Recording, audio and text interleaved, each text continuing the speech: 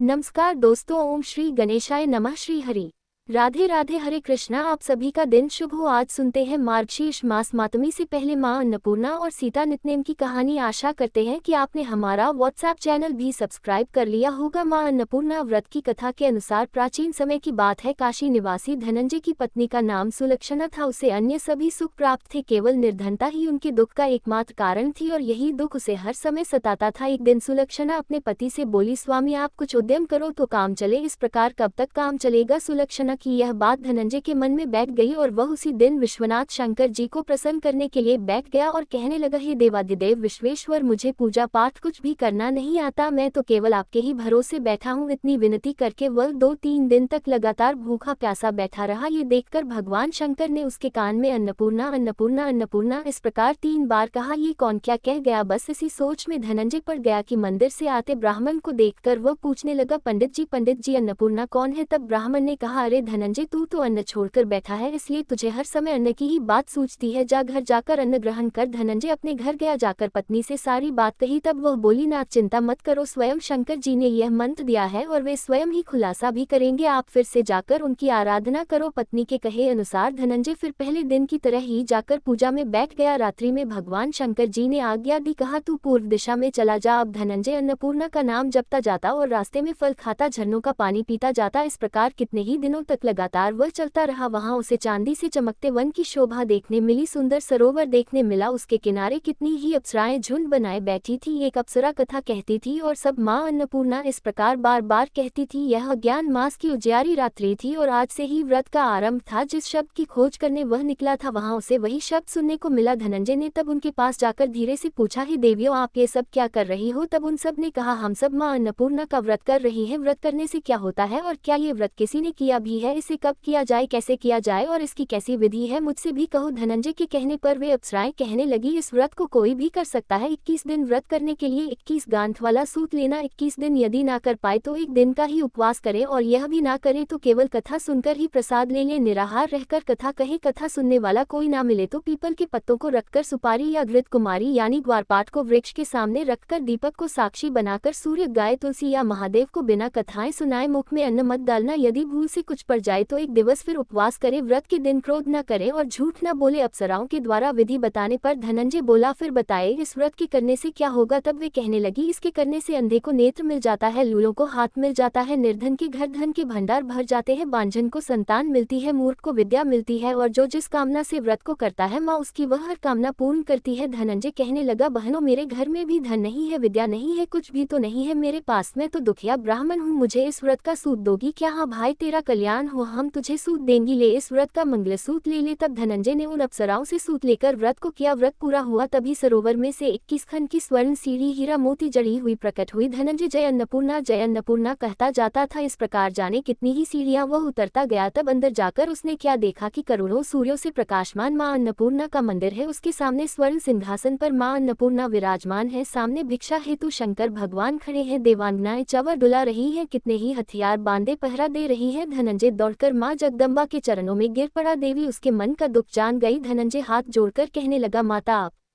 तो अंतर्यामिनी है, आपको मैं अपनी दशा भला क्या बताऊं, आप तो सब कुछ जानती है। तब माता बोली, तुमने मेरा व्रत किया है, जा संसार तुम्हारा सत्कार करेगा। माता ने धनंजय की जिह्वा पर बीज मंत्र लिख दिया। अब तो उसके रोम रोम में विद्या प्रकट हो गई। इतने में क्या देखता है कि वह काशी विश्वनाथ के मंदिर में खड़ा है। माँ का वरदान लेकर धनंजय घर आया, अपनी पत्नी सुलक्षणा से सारी बात कही। माता जी की कृपा से उसके घर में धन संपत्ति उमड़ने लगी। छोटा सा घर बहुत बड़ा गिना जाने लगा। जैसे शहद के छत्ते में मक्खियां जमा हो जाती है, उसी प्रकार अनेक सगे संबंधी आकर उसकी पढ़ाई करने लगे। कहने लगे, इतना धन और इतना बड़ा घर, सुंदर संतान नहीं है तो फिर इस कमाई को कौन भोगेगा। सुलक्षणा से तो कोई संतान हुई नहीं, इसलिए तुम दूसरा विवाह कर लो। अनच्छा होते हुए भी धनंजय को दूसरा विवाह करना पड़ा और सती सुलक्षणा को सौतन का दुख झेलना पड़ा। इस प्रकार धीरे धीरे दिन बीतते गए। फिर अगेन मास आया। नए बंधन से बंधे पति से सुदक्षिणा ने कहलवाया कि इस व्रत के प्रभाव से ही हम सुखी हुए हैं, इस कारण यह व्रत छोड़ना नहीं चाहिए। यह माता जी का प्रताप है जो हम इतने संपन्न और सुखी हुए हैं। सुलक्षणा की बात सुनकर धनंजय उसके यहाँ आया और व्रत में बैठ गया। नई बहू को इस व्रत के बारे में कुछ भी पता नहीं थी, वह तो धनंजय के वापस घर लौटने की राह देख रही थी। दिन बीतते गए और व्रत पूर्ण होने में केवल 3 दिन बाकी थे कि तभी नई बहू को खबर मिल गई। उसके मन में ईर्ष्या की ज्वाला दहक रही थी। वह सुलक्षणा के घर आ धमकी और उसने वहां भगदड़ मचा दी और वह मारी क्रोध के धनंजय को अपने साथ लिवा ले गई। नए घर में धनंजय को थोड़ी देर के लिए निद्रा न्याया दबाया, वह गहरी नींद सो गया और ठीक उसी समय नई बहू ने उसका व्रत का सूत तोड़कर आग में फेंक दिया। अब तो माता जी का कोप जाग गया। इधर माता क्रोधित हुई और उधर उसके घर में अचानक आग लग गई। सब कुछ जलकर खाक हो गया। सुलक्षणा जान गई और पति को फिर अपने घर ले आए। नई बहू रूठ अपने पिता के घर जा बैठी। पति को परमेश्वर मानने वाली सुलक्षणा बोली, नाथ घबराना नहीं, माता जी की कृपा अलौकिक है। पुत्र कुपुत्र हो जाता है पर माता कभी कुमाता नहीं होती, इसलिए आप श्रद्धा और भक्ति से आराधना शुरू करो, वे हमारा कल्याण जरूर करेगी। धनंजय फिर माता के पीछे पड़ गया। फिर वही सरोवर सीढ़ी प्रकट हुई और उसमें वह मां अन्नपूर्णा कहकर उतर गया। वहां जाकर माता के चरणों में करुण क्रंदन करने लगा, विलाप करने लगा। माता प्रसन्न होकर बोली, यह मेरी स्वर्ण की मूर्ति ले, उसकी पूजा करना, तू फिर सुखी हो जाएगा। जा, तुझे मेरा आशीर्वाद है। तेरी पत्नी सुलक्षणा ने श्रद्धा से मेरा व्रत किया है, उसे मैंने पुत्र का वरदान दिया है। धनंजय ने आंखें खोली तो खुद को काशी विश्वनाथ के मंदिर में खड़ा पाया। वहां से फिर उसी प्रकार वह घर को आया। इधर सुलक्षणा गर्भवती हुई और 9 महीने पूरे होते ही उसके यहाँ जहाँ पुत्र का जन्म हुआ, गांव में आश्चर्य की लहर दौड़ पड़ी। अब तो गांव में जिसकी कोई भी कामना होती वही मनौती मांगने लगता और इस तरह सभी लोगों की मनोकामनाएं पूर्ण होने लगी। इस तरह उसी गांव के निसंतान सेठ के पुत्र होने पर उसने माता अन्नपूर्णा का मंदिर बनवा दिया। उसमें माताजी धूमधाम से पधारी, यज्ञ हुआ और धनंजय को मंदिर के आचार्य का पद दे दिया गया। जीविका के लिए मंदिर की दक्षिणा और रहने के लिए बड़ा सुंदर सा भवन भी दिया गया। धनंजय पत्नी और पुत्र सहित वहां सुख से रहने लगा। माताजी के चढ़ावे में भरपूर आमदनी होने लगी। उधर नई बहू के पिता के घर डाका पड़ गया, सब कुछ लुट गया और वे भीख मांगकर अपना पेट भरने लगे। सुलक्षणा ने जब ये सुना तो उन्हें बुलावा भेजा और उनके आने पर उन्हें अलग घर में रख लिया और उनके अन्न वस्त्र का प्रबंध भी कर दिया। धनंजय, सुलक्षणा और उसका पुत्र माता जी की कृपा से आनंद से रहने लगे। माता जी ने जैसे उनके भंडार भरे वैसे सबके भंडार भरे। सभी प्रेम से बोलिए, अन्नपूर्णा माता की जय। अब सुनिए सीता नित्यनेम की कहानी। इस कहानी को सीता माता कहती थी और प्रभु श्री राम सुना करते थे। एक दिन श्री राम भगवान को किसी काम के लिए बाहर जाना पड़ा तो सीता माता कहने लगी कि भगवान, मेरा तो 12 वर्ष का नित्यनेम है, अब आप बाहर जाएंगे तो मैं अपनी कहानी किसे सुनाऊंगी। तब श्री राम ने कहा कि सीते, आप कुएं की पाल पर जाकर बैठ जाना और वहां पर जो भी औरतें पानी भरने आएंगी उन्हें अपनी कहानी सुना दिया करना। सीता माता कुएं की पाल पर जाकर बैठ गई। तभी एक स्त्री आई, उसने रेशम की जरी की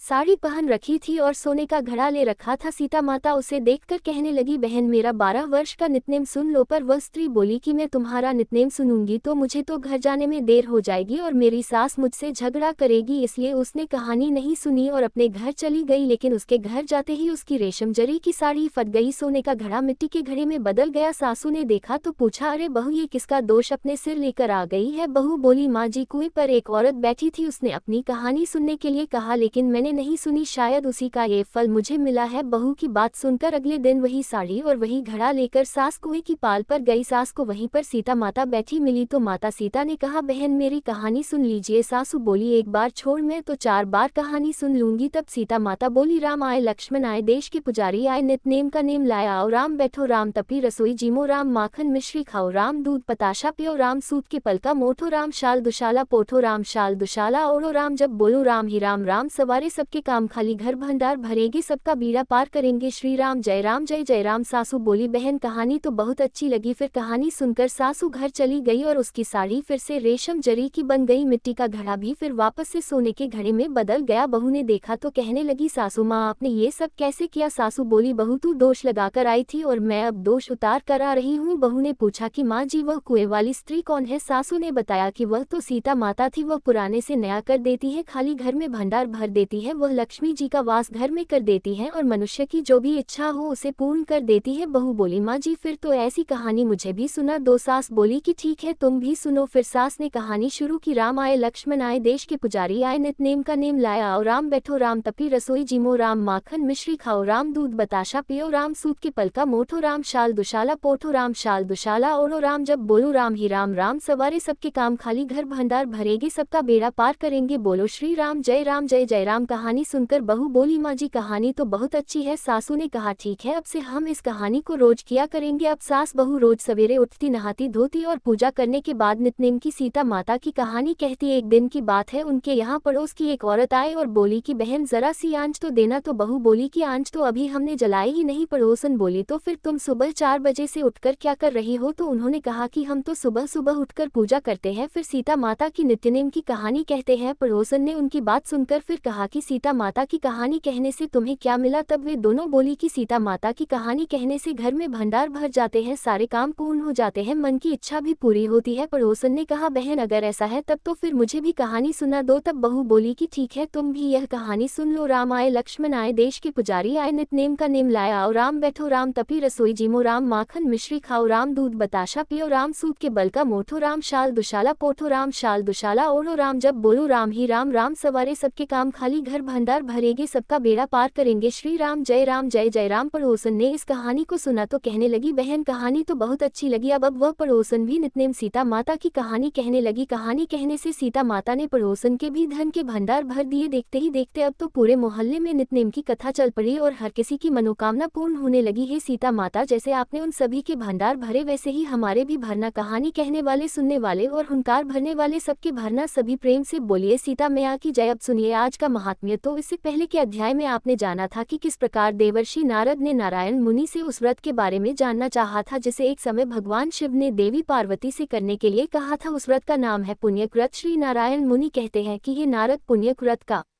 विधान सुनकर देवी पार्वती जी का मन प्रसन्न हो गया। फिर उन्होंने व्रत की संपूर्ण विधि के विषय में प्रश्न करना आरंभ कर दिया। देवी पार्वती बोली, हे नाथ, आप वेद वेताओं में श्रेष्ठ, करुणा के सागर और परात्पर हैं। हे दीन बंधु, कृपया इस व्रत का सारा विधान मुझे बताए। प्रभु, कौन कौन से द्रव्य और फल इस व्रत में उपयोगी होते हैं? इसका समय क्या है? किस नियम का पालन करना होता है? इसमें आहार का अर्थात भोजन का क्या विधान है और इसमें क्या फल होता है? ये सब मुझे विनम्र सेविका से वर्णन कीजिए। साथ ही एक उत्तम पुरोहित, पुष्प एकत्रित करने के लिए ब्राह्मण और सामग्री जुटाने के लिए वृत्तियों को भी नियुक्त कर दीजिए। इनके अलावा और जो भी व्रत के लिए उपयोगी वस्तुएं हैं जिन्हें मैं नहीं जानती हूँ वह सब भी एकत्रित करवा दीजिए, क्योंकि स्त्रियों के लिए तो स्वामी ही सब कुछ प्रदान करने वाला होता है। स्त्रियों की 3 अवस्थाएं होती हैं, कुमार, युवा और वृद्ध। कुमार अवस्था में पिता, युवा अवस्था में पति और वृद्धावस्था में पुत्र हर प्रकार से पालन करने वाले होते हैं। प्राणनाथ, आप तो सर्वात्मा, ऐश्वर्यशाली, सर्व साक्षी और सर्वज्ञ है, सब कुछ जानते हैं, इसलिए अपने आत्मा की निवृत्ति का कारणभूत एक श्रेष्ठ पुत्र तो मुझे अवश्य ही प्रदान कीजिए। भगवान, ये तो मैंने अपनी जानकारी के अनुरूप आप जैसे महात्मा से निवेदन किया है। आप तो सभी के आंतरिक अभिप्राय के ज्ञाता और परम ज्ञानी है, भला मैं आपको क्या समझा सकती हूँ? ऐसा कहकर पार्वती जी ने बड़े प्रेम से अपने पतिदेव के चरणों में अपना माथा झुका दिया। तब कृपा सिंधु भगवान शिव कहने को तत्पर हुए। भगवान कहने लगे कि देवी, मैं इस व्रत की विधि, नियम, फल और व्रत में उपयोगी द्रव्यों और फलों का वर्णन करता हूँ, सुनो। इस व्रत के लिए मैं फल पुष्प लाने के लिए 100 शुद्ध ब्राह्मणों को, सामग्री जुटाने के लिए 100 वृत्तियों को और बहुसंख्यक दासियों को और पुरोहित के स्थान पर सनत कुमार जी को, जो संपूर्ण व्रतों की विधि के ज्ञाता, वेद वेदांत के पारंगत विद्वान, हरि भक्तों में सबसे श्रेष्ठ, सब कुछ जानने वाले और उत्तम ज्ञानी और मेरे ही समान है, उनकी नियुक्ति करता हूँ। तुम इन सभी को ग्रहण करो। देवी, शुद्ध समय आने परम नियम पूर्वक व्रत का अनुष्ठान करना चाहिए। प्रिय, माघ मास की शुक्ल त्रयोदशी के दिन इस व्रत का शुभारंभ होता है। उत्तम व्रती को चाहिए कि व्रत के आरंभ से पहले दिन उपवास करे और शरीर को अत्यंत निर्मल करके यत्न पूर्वक वस्त्रों को धोकर स्वच्छ कर ले। फिर दूसरे दिन सुबह सवेरे जल्दी उठ जाए और मुख को शुद्ध करके फिर निर्मल जल में स्नान करे। फिर हरि का ध्यान करके आचमन करे और पवित्र हो जाए। फिर भक्ति सहित श्री हरि को अर्घ देकर जल्दी ही अपने घर लौट आए। वहां पर धुली हुई धोती और चादर धारण करके पवित्र आसन पर बैठे। फिर आचमन और तिलक करके अपना नित्य कर्म समाप्त करे। सबसे पहले प्रयत्न पूर्वक पुरोहित का वरण करके स्वस्ति वाचन पूर्वक कलश की स्थापना करे। फिर वेद विहित संकल्प करके इस व्रत का अनुष्ठान करे। किसी भी व्रत में, जैसा कि मैं आपको हर वीडियो में बताती हूँ कि अगर आप कोई व्रत करते हैं, पहली बार कोई व्रत प्रारंभ करना चाहते हैं, तो उसका संकल्प जरूर लेना चाहिए। भगवान शिव कहते हैं कि इन सब के बाद सौंदर्य, नेत्र दीप्ति, विविध अंगों के सौंदर्य, पति, सौभाग्य आदि के लिए तरह तरह की वस्तुओं की संख्या सहित समर्पण करने की बात कहकर फिर से बोले कि देवी, पुत्र प्राप्ति के लिए कुष्मांड, नारियल, जंबीर और श्रीफल, इन फलों को श्री हरि को समर्पित करना चाहिए। व्रत करने वाले भक्तों को चाहिए कि व्रत के दिन संपत्ति की वृद्धि करने के लिए झांझ, मजीरा आदि तरह तरह के बाजे बजाकर श्री हरि को सुनाए। फिर स्वामी की भोग वृद्धि के लिए भक्ति पूर्वक श्री हरि को मनोहर, खीर और शक्कर युक्त घी और पूरी का भोग प्रदान दान करें। हरि भक्ति की विशेष उन्नति के लिए अपनी इच्छा से सुगंधित फूलों की 1,00,000 माला जो कि टूटी हुई ना हो भक्ति पूर्वक श्री हरि को अर्पित करनी चाहिए। हे दुर्गे, श्री कृष्ण की प्रसन्नता प्राप्ति के लिए नाना प्रकार के स्वादिष्ट और मधुर नैवेद्यों का भोग लगाना चाहिए। हे सुव्रते, इस व्रत में श्री कृष्ण को प्रसन्न करने के लिए भक्ति सहित तुलसी दल से संयुक्त तरह तरह के फूल निवेदित करने चाहिए। व्रती को चाहिए कि वह व्रतकाल में जन्म जन्मांतर में अपने धन धान्य की समृद्धि के लिए हर दिन 1 सहस्त्र ब्राह्मणों को भोजन कराए। देवी प्रतिदिन पूजन काल में फूलों से भरी हुई 100 अंजुलियां समर्पित करें और अपने मन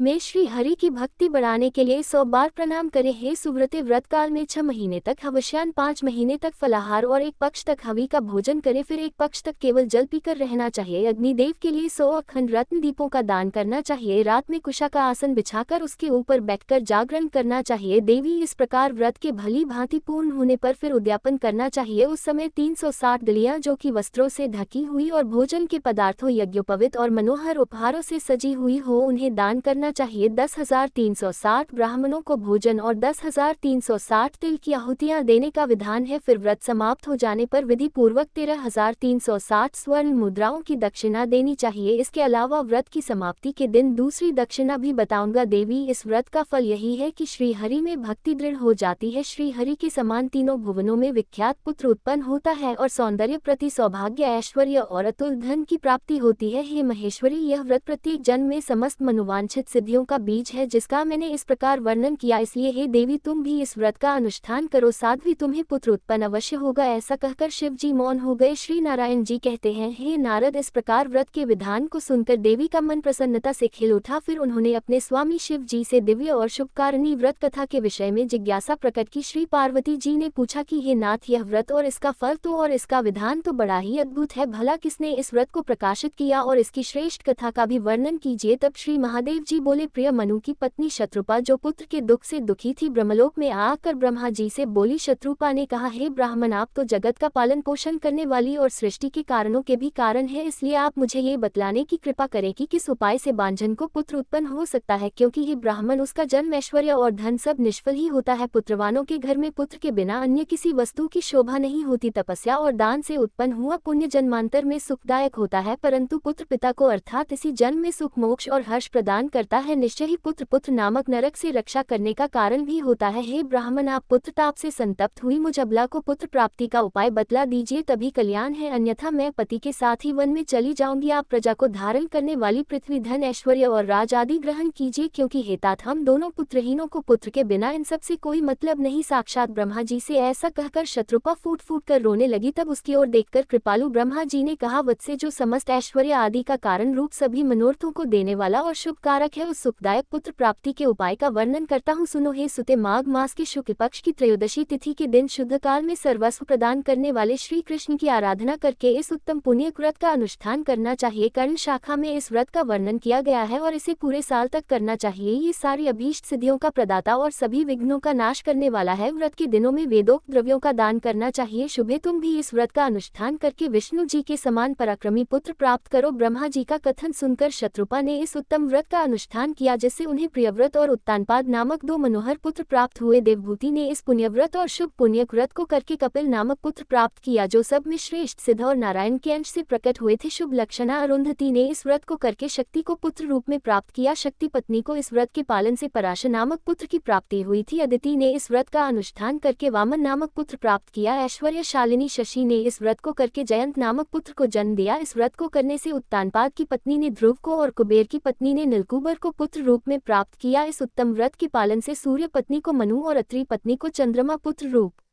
में मिले। अंगिरा की पत्नी ने भी इस उत्तम व्रत का अनुष्ठान किया था, जिसके प्रभाव से उनके पुत्र बृहस्पति हुए, जो देवताओं के आचार्य कहलाते हैं। भृगुपत्नी ने इस व्रत का पालन करके शुक्र को पुत्र रूप में प्राप्त किया था, जो नारायण के अंश और समस्त तेजस्वियों में परमोत्कृष्ट है और यही दैत्यों के गुरु हुए हैं। देवी, इस प्रकार मैंने तुमसे व्रतों में उत्तम पुण्य व्रत का वर्णन कर दिया है। कल्याणमयी गिरिराज नंदिनी, तुम भी इस व्रत को अब अवश्य करो। सुबह ये व्रत राजेंद्र पत्नियों के लिए सुख साधने वाला है, देवियों के लिए सुखप्रद है और साध्वी नारियों के लिए तो ये प्राणों से बढ़कर भी प्रिय है। महासाध्वी, इस व्रत के पुण्य प्रभाव से संपूर्ण देवताओं के ईश्वर और स्वयं श्री कृष्ण तुम्हारे पुत्र होंगे। नारद ऐसा कहकर शंकर जी मौन हो गए। फिर परम प्रसन्न हुई पार्वती देवी ने शंकर जी की आज्ञा से उस व्रत का अनुष्ठान किया। इस प्रकार मैंने तुमसे गणेश जी के जन्म का कारण, जो कि सुखदायक, मोक्षप्रद और सार रूप है, वर्णन कर दिया। हे देवर्षि, अब और क्या सुनना चाहते हो? देवर्षि नारद ने नारायण मुनि से कहा कि हे ब्राह्मण, आपके श्रीमुख से मैंने बहुत सारी दिव्य कथाओं का श्रवण किया है, लेकिन अभी भी मेरा ये लोलुप मन तृप्त नहीं हुआ है। ये और भी विशिष्ट प्रसंग को सुनना चाहता है। इसलिए हे मुनिवर, कृपया आप श्री कृष्ण जन्म खंड का विस्तार पूर्वक वर्णन कीजिए। जो मनुष्यों के जन्म मरण आदि का खंडन करने वाला है, वह समस्त तत्वों का प्रकाशक, कर्म बंधन का नाशक, हरि भक्ति प्रदान करने वाला और मुक्ति बीज का कारण है। हे मुनिवर, मैं आपका शरणागत भक्त और शिष्य हूँ, इसलिए आप मुझे श्री कृष्ण जन्म खंड की कथा को विस्तार पूर्वक सुनाए। किसकी प्रार्थना से? एकमात्र परिपूर्णतम परमेश्वर श्री कृष्ण अपने संपूर्ण अंशों से इस भूतल पर अवतरित हुए थे। किस युग में, किस कारण से और कहाँ उनका प्राकट्य हुआ? उनके पिता वसुदेव कौन थे, या फिर माता देवकी भी कौन थी? बताए। किसके कुल में भगवान ने माया द्वारा जन्म ग्रहण की लीला की? श्री हरि ने किस रूप से यहाँ आकर क्या किया? मुँह ने सुना जाता है कि श्री कृष्ण कंस के भय से सूतिकागृह से गोकुल को चले गए थे। जो स्वयं भय के स्वामी है, उन्हें कीट तुल्य कीड़े जैसे कंस से भय क्यों हुआ? उन श्री हरि ने गोपवेश धारण करके गोकुल में कौन कौन सी लीलाएं की? वे तो जगदीश्वर है। फिर उन्होंने गोपांगनाओं के साथ क्यों विहार किया? वे सभी गोपांगनाएं कौन थी? या फिर वे ग्वाल बाल भी कौन थे? यशोदा जी कौन थी? नंदराय जी कौन थे? उन्होंने कौन सा पुण्य किया था? श्री हरि की प्रसी गोलोक वासिनी पुण्यवती देवी श्री राधा क्यों ब्रज में ही ब्रजकन्या होकर प्रकट हुई? गोपियों ने किस प्रकार दुराराध्य परमेश्वर को प्राप्त किया? और फिर श्री कृष्ण अंत में उन सबको छोड़कर मथुरा क्यों चले गए थे? महाभाग पृथ्वी का भार उतार कर कौन सी लीला करने के बाद भगवान कृष्ण पुनः परमधाम को पधारे? आप उनकी यह सारी लीला कथाएं सुनाए, क्योंकि उसका श्रवण और कीर्तन बड़ा पुण्यदायक है। श्री हरि की यह कथा अत्यंत दुर्लभ है। वह भवसागर से पार उतारने के लिए नौक के समान है। भगवान की यह कथा शोक सागर का नाश करने वाली मुक्ति के समान है। वह कानों में अमृत के समान मधुर होती है। हे कृपानिधि, मैं आपका भक्त और शिष्य हूँ, आप मुझे श्री हरि की कथा का ज्ञान प्रदान कीजिए। तब नारायण मुनि बोले कि हे देवर्षि और कुल को पवित्र करने वाले नारद मुनि, मैं तुम्हें अच्छी तरह जानता हूँ। तुम धन्य हो, पुण्य की मूर्तिमती राशि हो। लोगों को पवित्र करने के लिए ही तुम इन सब में भ्रमण करते रहते हो। वाणी से मनुष्यों के हृदय की तत्काल पहचान हो जाती है। तुम जीवन मुक्त और पवित्र हो। भगवान गदाधर के शुद्ध भक्त हो। अपने चरणों की धूल से सबकी आधारभूता वसुधा को भी पवित्र करते फिरते हो। समस्त लोगों को अपने स्वरूप का दर्शन देकर पवित्र बनाते हो। भगवान श्री हरि की कथा परम मंगलमय है, इसलिए तुम उसे सुनना चाहते हो। और जहाँ श्री कृष्ण की कथाएं होती है, वही सभी देवता भी वास करते हैं। ऋषि मुनि और संपूर्ण तीर्थ भी वही रहने लगते हैं। वे कथा सुनकर अंत में अपने निरापद स्थान को जाया करते हैं। जिन स्थानों में श्री कृष्ण की शुभ कथाएं होती है, वे तीर्थ समान बन जाते हैं। जिसका मन भगवान श्री कृष्ण की कथा सुनने में लगा हो, उन कथाओं से जिन्हें विशेष प्रेम हो, और कथा सुनकर जिसके नेत्रों में आंसू छलक आते हो और शरीर में रोमांच छा जाता हो और मन उसी में डूब जाता हो, उसी को विद्वान पुरुषों ने सच्चा भक्त कहा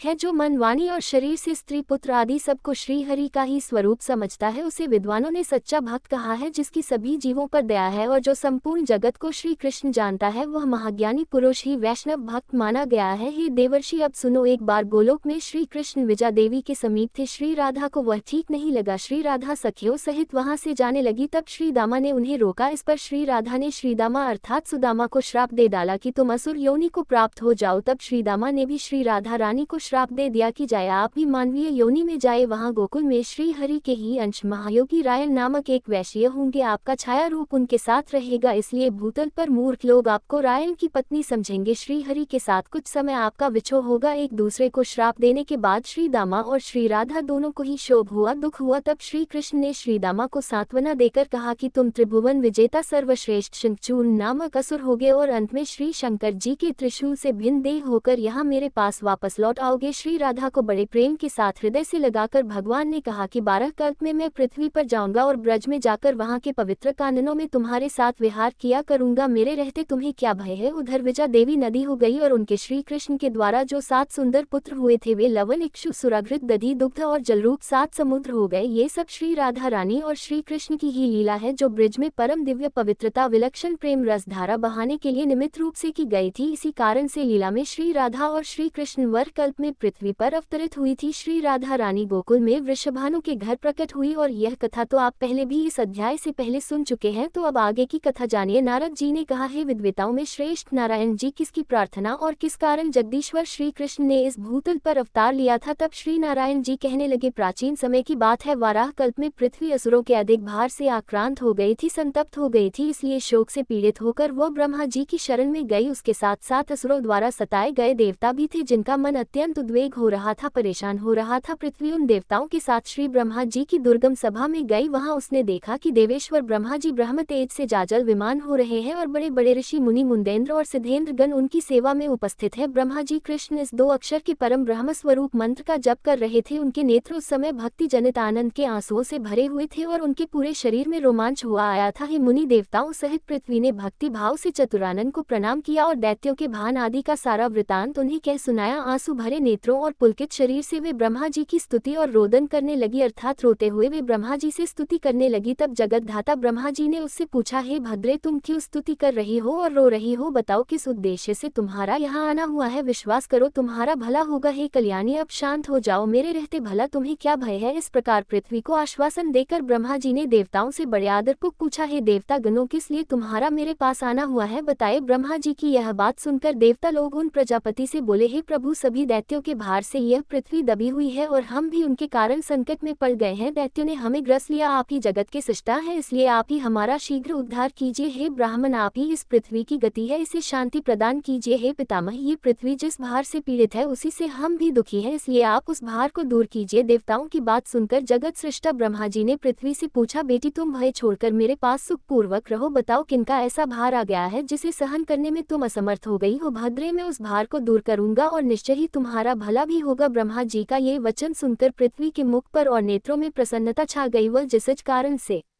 इस तरह पीड़ित थी, अपनी पीड़ा की उस कथा को कहने लगी। तात सुनिए, मैं अपने मन की व्यथा बता रही हूँ। विश्वासी बंधु बांधव के सिवा दूसरे किसी को भी मैं ये बात नहीं बता सकती, क्योंकि स्त्री जाति अबला होती है। अपने सगे बंधु, पिता, पति और पुत्र सदा उसकी रक्षा करते हैं, परंतु दूसरे लोग निश्चय ही उसकी निंदा करने लगते हैं। जगत पिता, आपने मेरी सृष्टि की है, इसलिए आपसे अपने मन की बात कहने में मुझे कोई संकोच नहीं है। मैं जिनके भार से पीड़ित हुई हूँ, अब उनका परिचय देती हूँ। सुनिए, जो श्री कृष्ण भक्ति से हीन है और जो श्री कृष्ण भक्ति की निंदा करते हैं, उन महापाप की मनुष्यों का भार वहन करने में अब मैं सर्वथा असमर्थ हो गई हूँ। जो अपने धर्म के आचरण से शून्य और नित्य कर्म से रहित हैं, जिनकी वेदों में श्रद्धा नहीं है, उनके भार से मैं पीड़ित हूँ। जो माता पिता, गुरु, पत्नी, पुत्र और पौष्य वर्ग का पालन पोषण नहीं करते हैं, उनका भार वहन करने में मैं असमर्थ हूँ। हे पिताश्री, जो झूठ बोलते हैं, जिनमें दया और सत्य का अभाव है, और जो गुरुजनों और देवताओं की निंदा करते हैं, उनके भार से मुझे बड़ी पीड़ा होती है। जो मित्रों से द्रोह करते हैं, दूसरों का एहसान नहीं मानते, झूठी गवाही देते हैं, विश्वासघाती और धरोहर हड़प लेने वाले हैं, उनके भार से भी मैं पीड़ित रहती हूँ। जो कल्याणमय सूक्त साम मंत्रों और एकमात्र मंगलकारी श्रीहरि के नामों का विक्रय करते हैं, उन्हें बेचते हैं, उनके भार से मुझे बड़ा कष्ट होता है। हे पितामह, शंखचूर्ण के भार से जिस तरह मैं पीड़ित थी, उससे भी अधिक दैत्यों के भार से मैं पीड़ित हूँ। प्रभु, ये सब कष्ट मैंने आपसे कह सुनाया, यही मुझ नाथा का निवेदन है। अगर आपसे मैं सनाथ हूँ तो आप मेरे इस कष्ट के निवारण का कोई उपाय कीजिए। ऐसा कहकर पृथ्वी अर्थात वसुधा बार बार रोने लगी। उनका रोना सुनकर कृपानिधान ब्रह्मा जी ने उससे कहा कि हे वसुधे, तुम्हारे ऊपर जो 10 भूत राजाओं का भार आ गया है, मैं किसी उपाय से अवश्य ही उसे हटाऊंगा, अवश्य। पृथ्वी को इस प्रकार आश्वासन देकर देवताओं सहित जगत धाता ब्रह्मा जी भगवान शंकर के निवास स्थान कैलाश पर्वत पर गए। वहां पहुंचकर विधाता ने कैलाश के रमणीय आश्रम और भगवान शंकर को देखा। वे गंगा जी के तट पर अक्षयव के नीचे बैठे हुए थे। उन्होंने व्याघ्र चर्म धारण कर रखा था। दक्ष कन्या की हड्डियों के आभूषण से वे विभूषित हो रहे थे। उन्होंने हाथों में त्रिशूल और पत्तेश धारण कर रखे थे। उनके 5 मुख और प्रत्येक मुख में 3-3 नेत्र थे। अनेकानेक सिद्धों ने उन्हें घेर रखा था। वे योगेंद्र गण से सेवित हो रहे थे और कौतूहल पूर्वक गंधर्वों का संगीत सुन रहे थे। साथ ही अपनी ओर देखती हुई पार्वती की ओर प्रेम पूर्वक तिरछी नजर से भी देख लिया करते थे। अपने 5 मुखों द्वारा श्रीहरि के एकमात्र मंगल नाम का जप करते थे। गंगा जी में उत्पन्न कमलों के बीजों की माला से जप करते समय उनके शरीर में रोमांच हुआ आता था। उसी समय ब्रह्मा जी पृथ्वी तथा नतमस्तक देव समूहों के साथ महादेव जी के सामने जा खड़े हुए। जगत गुरु को आया देख भगवान शंकर शीघ्र ही भक्ति भाव से उठकर खड़े हो गए। उन्होंने प्रेम पूर्वक पूर्वक मस्तक झुकाकर उन्हें प्रणाम किया और उनका आशीर्वाद प्राप्त किया। फिर सब देवताओं ने तथा पृथ्वी ने भी भक्ति भाव से चंद्रशेखर शिव को प्रणाम किया और शिव जी ने उन सभी को आशीर्वाद दिया। प्रजापति ब्रह्मा जी ने पार्वतीनाथ शिव जी से सारा वृतांत कह सुनाया, जिसे सुनकर भक्तवत्सल शंकर जी ने तुरंत ही मुंह नीचे कर लिया। भक्तों पर कष्ट आया सुनकर पार्वती जी और परमेश्वर शिव को बड़ा दुख हुआ। फिर वहां ब्रह्मा जी और शिव ने देव समूहों और वसुधा को यत्न पूर्वक सांत्वना देकर घर को वापस लौटा दिया। फिर वे दोनों देवेश्वर तुरंत धर्म के घर आए। उनके साथ विचार विमर्श करके वे तीनों श्री हरि के धाम कुछ चल दिए। भगवान के उस परमधाम का नाम वैकुंठ है और वह जरा और मृत्यु को दूर भगाने वाला है। ब्रह्मांड से ऊपर उसकी स्थिति है। वहां पहुंचकर सभी ने भगवान श्री हरि की स्तुति की। देवताओं की स्तुति सुनकर साक्षात श्री हरि ने उनसे कहा कि तुम सब लोग अब गोलोक को जाओ, पीछे से मैं भी लक्ष्मी जी के साथ आऊंगा। श्वेत द्वीप निवासी वे नर और नारायण मुनि और सरस्वती देवी यह सभी गोलोक में जाएंगे। अनंत शेषनाग, मेरी माया, कार्तिकेय, गणेश और वेद माता सावित्री यह सब पीछे से निश्चित ही वहां जाएंगे। वहां मैं गोपियों और राधा के साथ द्विभुज श्री कृष्ण रूप से निवास करता हूँ। यहाँ सुनंद आदि पार्षदों और लक्ष्मी जी के साथ रहता हूँ। नारायण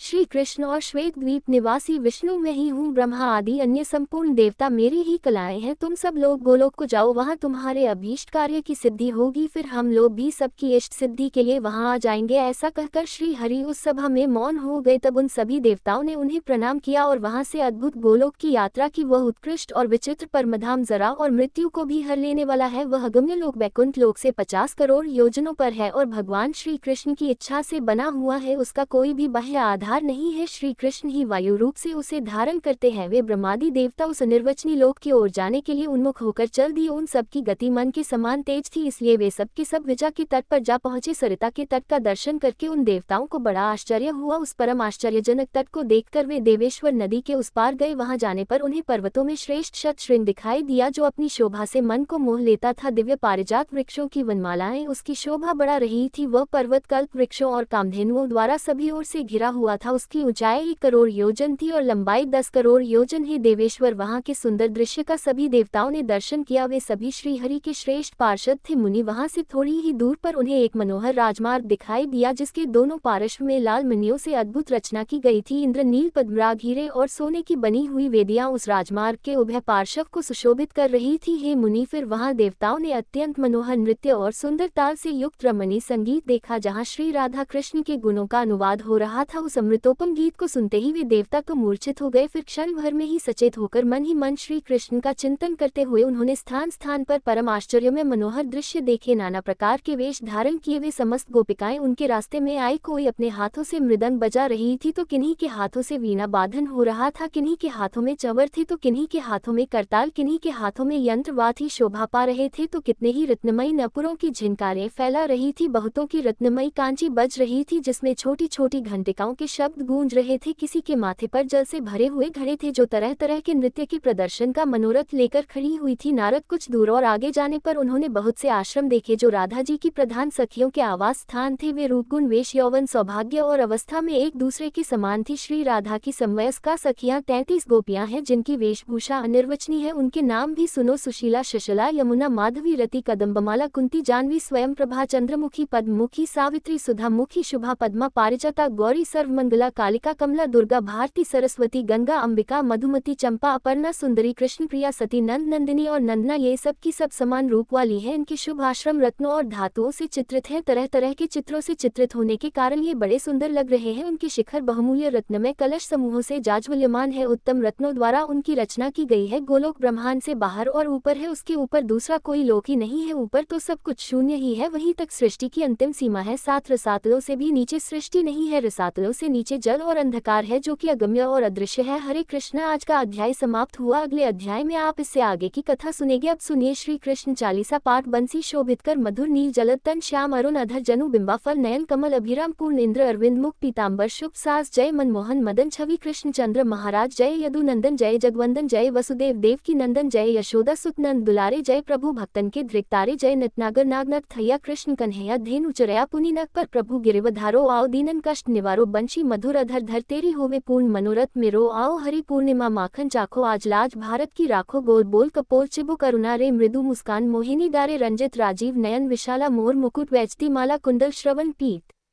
पटाए कटी किनकन का छन काछे नीर जल सुंदर तन सोहे छवि लख सुर नर मुनि मन मोहे हे मस्तक तिलक अलग घुंघराले आओ कृष्ण बांसुरी वाले कर पे पानपूत नहीं तार्यो अका बका कागा सुर मार्यो मधुवन जलत अग्नि जब ज्वाला भय शीतल लखित नंदलाला सुरपति जब ब्रज चढ़ो रिसाए मसूर धार वारी वर्षाए लगत लगत ब्रज चहन बहायो गोवर्धन नख धारी बचायो लख्य सुदा मन भ्रम अधिकाय मुखम मह 14 भवन दिखाए दुष्ट कंस अति उधम मचायो कोटि कमल जब फूल मंगायो नाथी काल यही तब तुम लीने चरण चिन्ह दे निर्भय की करी कोपिन संग रास विलासा सबकी पूर्ण करी अभिलाषा केतिक महाअसुर संग हार्यो कंसी केस पकड़ दे मार्यो मात पिता की बंदी छुड़ाए उग्रसेन कह राज दिलाई मह से मृतक 6 सुत लायो मातुदेव की शोक मिटायो भौमासुर मूर्दैत्य संहारो लाए टश सहस कुमारो दे भी नहीं तंचीर संहारा जरा सिंधु राक्षस कह मारा असुर बकासुर आदिक मार्यो भक्तन के तब कष्ट निवार्यो दीन सुदामा के दुखटारो तंदुल 3 मूठ मुख दार्यो प्रेम के साग विदुर घर मांगे दुर्योधन के मेवा त्यागे लग प्रेम की महिमा भारी ऐसे श्याम दीन हितकारी भारत के पार्थ रथ हा के लिए चक्र कर नहीं बलता के निज गीता के ज्ञान सुनाए भक्तन हृदय सुधा वर्षाए मीरा थी ऐसी मतवाली विष पी गई बजाकर ताली राणा भेजा सांप पिटारी शालिग्राम बने बनवारी निज माया तुम विधि दिखायो उड़ते संशय सकल मिटायो तब शत निंदा कर तत्काला जीवन मुक्त भयो शिशुपाला जब ही द्रौपदी टैरा लगाए दीनानाथ लाजब जाय तुरतः वसन बने नंदलाला बड़े चीर भयरी मुँह काला अस्नाथ के नाथ कन्हैया डूबत भावर बचावत नया सुंदर दास आस उधारी दया दृष्टि की जय बनवारी नाथ सकल मम कुमति निवारो क्षमहु बेगी अपराध हमारो खोलो पटब दर्शन दीजिए बोलो कृष्ण कन्हैया की जय बोलो कृष्ण कन्हैया की जय बोलो कृष्ण कन्हैया की जय। ये चालीसा कृष्ण का पाठ करे उधारी अष्ट सिद्धि नवनिधि फल लही पदार्थ चारी बोलो श्री कृष्ण भगवान की जय।